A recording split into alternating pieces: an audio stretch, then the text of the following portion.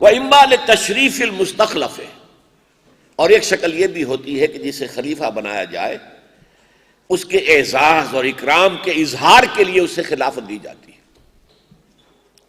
تو اب یہ خلافت نیابت ہے۔ نیابت یا تو کوئی فوت ہو گیا، اس کا نائب اس کا جانشین خلیفہ ہے، یا کسی وجہ سے غائب ہو گیا ہے تو وہ جو بھی ہے اس کی جگہ پر اس کی ذمہ داریاں سنبھالے گا، وہ اس کا خلیفہ ہے۔ اسی طریقے سے کوئی عاجز ہو گیا ہے، نہیں کر سکتا کام، تو اگر وہ کسی کو اپوائنٹ کر دے وہ خلیفہ ہوگا۔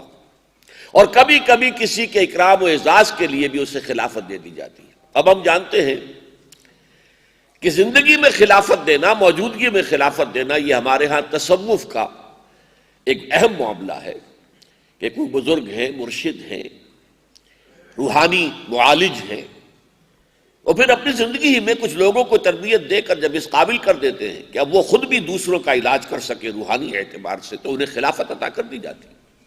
حالانکہ مرشد بھی زندہ ہے لیکن ان کی زندگی ہی میں خلافت دی جاتی تھی۔ آپ کو معلوم ہے کہ بابا فرید الدین شکر گنج کی زندگی ہی میں نظام الدین اولیاء رحمۃ اللہ علیہ کو خلافت ملی، اور قطب جمال ہاشمی رحمۃ اللہ علیہ کو خلافت ملی۔ اسی طریقے سے کلیر شریف کے صابر صاحب کو خلافت ملی، ان کی زندگی میں ملی۔ تو خلافت جو ہے در حقیقت کسی کی زندگی میں بھی ہوتی ہے، موجودگی میں بھی ہوتی ہے۔